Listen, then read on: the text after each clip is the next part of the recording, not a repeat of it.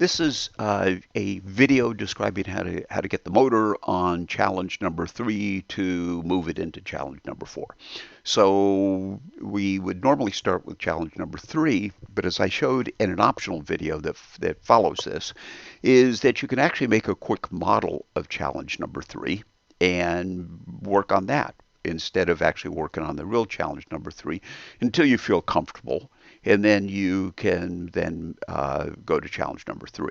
As a matter of fact, what I generally would sometimes, or what I many times will do, is I'll make this little geometric model of what I'm looking for, change it around, change the angles, change the lengths, that kind of thing. And then I'll convert that model into a real design. So for example, this isn't a real design because it doesn't have the brackets. It doesn't have of course, it's not complete. It doesn't have the pulleys and the shafts and all the other things. So what I do is I just use 3 pieces of extrusion to make this model. I have one piece here, and that piece is basically defining one edge of the of the base, and then I have 2 longer extrusions that define the boom of the crane, and it's at their 45-degree angle. So I used actually a different kind of a mate, which is a 45-degree mate. Now I would like to get this thing kind of lined up, so I'm going to line it up or position in 3 space by clicking over here. I don't think we've done this before, and picking up this little viewer. And this little viewer basically says if I would click here to get one side, here another side, here another side, here's the top side, the bottom side, and this. So I'm just going to move it over because I want to get that edge. So I have it here. So that's a quick way of getting this thing repositioned. So in order to mount the motor, I need to first get a bracket, and it's a special bracket. It's a core hex bracket. So I'll pick up my parts. And again, this is the full parts. This is everybody's parts. This is the parts I'm interested in. And here is this bracket, which is a bent core hex. And it says care hex, but you know that. And so I'll bring that in. Okay, so there it is. So here's the bent core hex over here. And I will, and it has a axis in it because we want to probably line up the motor with that. So I need to move this thing around. I want to change the orientation before I try mating it. So I'm going to click on it, and then I'm going to pick up these little these little triads, the arrows, the 3 arrows, I can't see, the 3rd arrow is back here, and then this rotational thing. So the first thing I think I want to do is I want to rotate it so it's like this. Actually, I want to rotate it so it's like this. And I'll show you why I want to do it. So I'm done with that rotation. Now I'm going to run over here because what happens, it's this face. If I get the face, it's this face that I want to put down on the extrusion, lay flat on the extrusion. So I'm going to move and I do this by holding down the mouse scroll bar, or mouse scroll wheel, and then moving it around. So I'm spending a lot of time positioning because I want to get a view of this that allows me to rotate this in a 90 degrees in a positive direction. So I'm going to pick up this again, and I should get something that looks like this. Let's see if this will work. Yep, there it is. Now, do I have to get it perfectly there? No, just kind of get it there. Now I can start using my mates. So the first mate I'm going to make is between the bottom of the bracket and the top of this extrusion.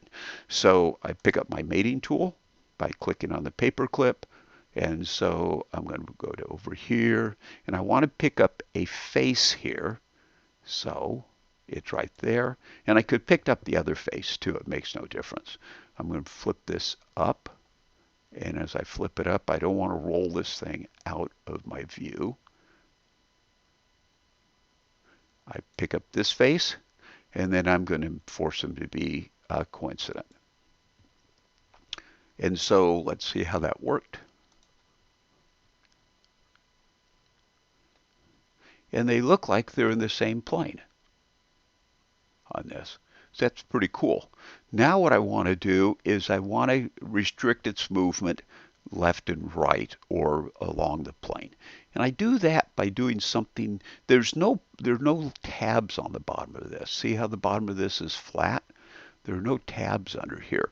So what I need to do is I need to put it to index it to the center of this extrusion by using a plane.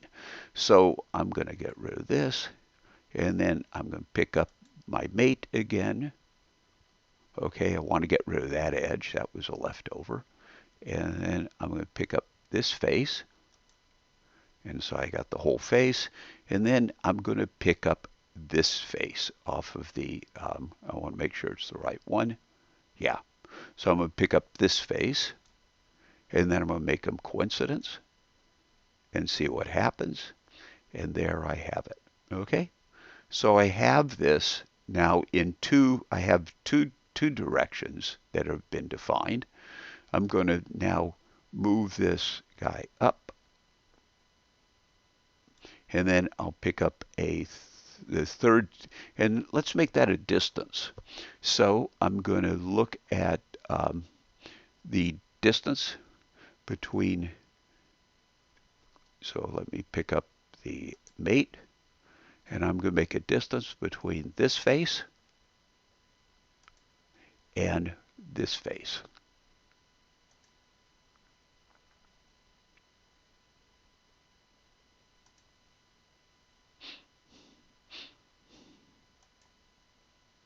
And it won't let me do that. So maybe I have a problem. How about with this face and this edge? Ah, looks like you'll do that. So sometimes when it won't let you do it, and the chances are what's happening is that the face I was trying to make on the bracket, this one, that face is not actually parallel to this face because there's a little bit of a twist in this piece. So let's see if I can make it. So I do this.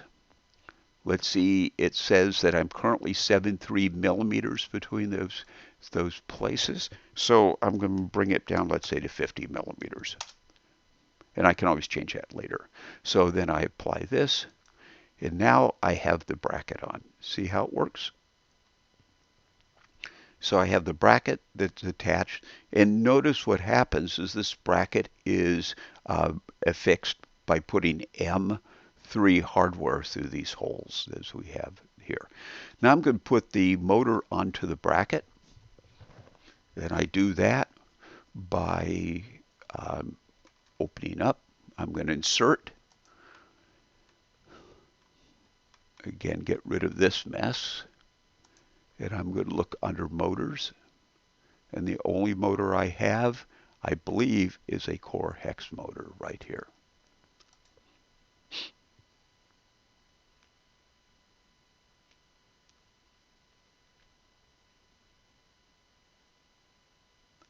Now, what I want with the core hex motor is I want to make this face against this face, against the bracket face. So the way I would do it, actually I want to do the other face on that core hex motor. So what I'm going to do is I'm going to rotate that core hex motor 90 degrees. So I move it so I'm looking at it the way I want to rotate it. I'm going to click on the core hex motor, and I'm going to rotate it 90 degrees. About 90 degrees. It doesn't have to be accurate. And so now that core hex motor is lined up so I can get those faces to mate. And I have a tendency to over-position things. A lot of people find that they can get these to mate without repositioning, but there's an ambiguity sometimes when you do that. And so I just like to kind of line it up to make sure I know which is going to mate to what. And so I'll pick this face for it to mate.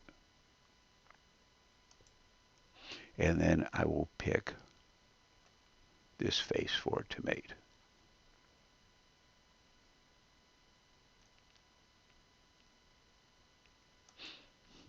And then I will accept that mate as a coincident mate.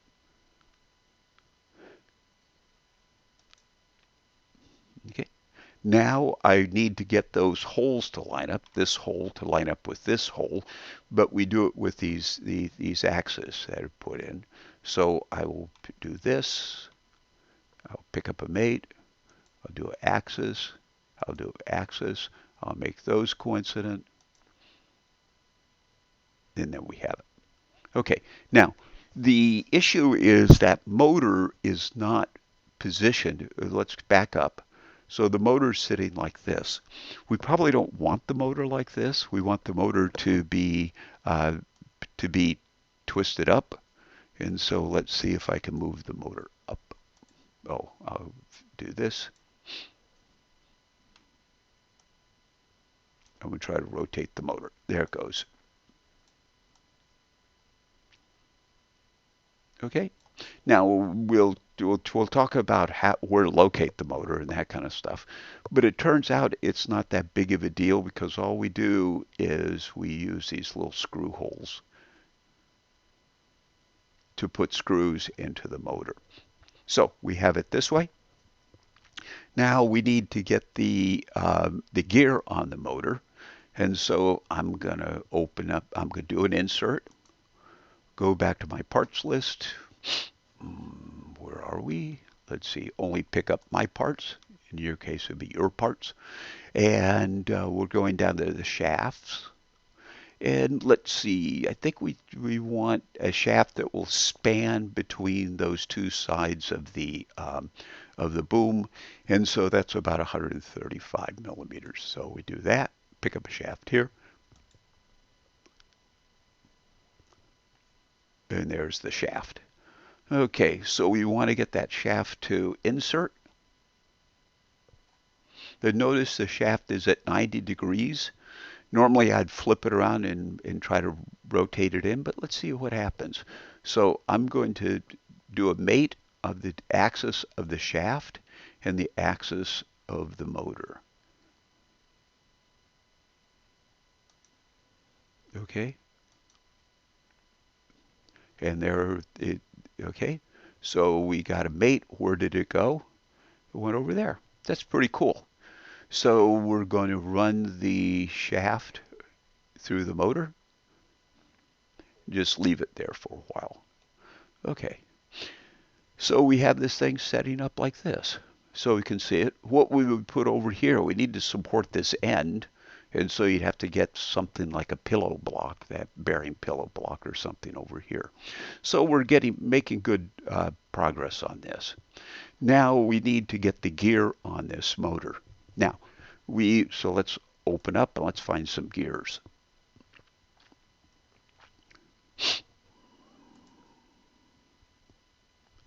Run down here to gears, and oh my goodness, look at all of the gears. All of these are gears. Now, all of these gears, one gear will work with the other gears. So the little teeth line up on the gear. The point is we want our string to pull up very slowly. And so we want a gear on the motor that's the smallest gear possible, and then we'll have a gear on the axle to be a bigger gear, and that will give us the speed reduction we want. So let's put a 15 tooth plastic gear. Put it on like that. Okay, and there's a 15 tooth plastic gear. I'm going to put it on the end of the motor, and I can put on either shaft side, but it makes no sense to put it out here because I can't get the other gear to it. So what I'll do is I'll move this over a wee bit, and then I will use my mates, and I will line up this to this, and then I will make them coincident. Oh, notice what I tried to do is I tried to position it, and it did whatever it wanted anyhow. So basically, let's accept that, and then I'll just run this over. And so there it is. Okay, so I have the motor bracket, I have the motor, I have a shaft, and I have a gear. And this is what this looks like. Whoops. Now, there's a bunch of things we need to do. First of all, the gear is just going to slide back and forth on this shaft. The shaft's going to slide back and forth.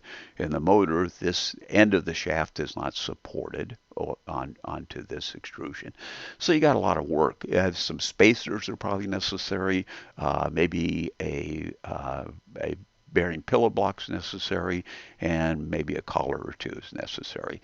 But anyhow, we have this motor on here, and it's about ready to go. And you can finish. I think from here you should be able to do it yourself and finish up your challenge number 4. And challenge number 4 is a lot of fun to work to play with, because it will actually work when you hook a battery through our bidirectional switches. So that's the end of the video. And by the way, if you're interested in how I built that little model of challenge number 3, there's an optional video that follows. You don't have to watch it if you don't want to.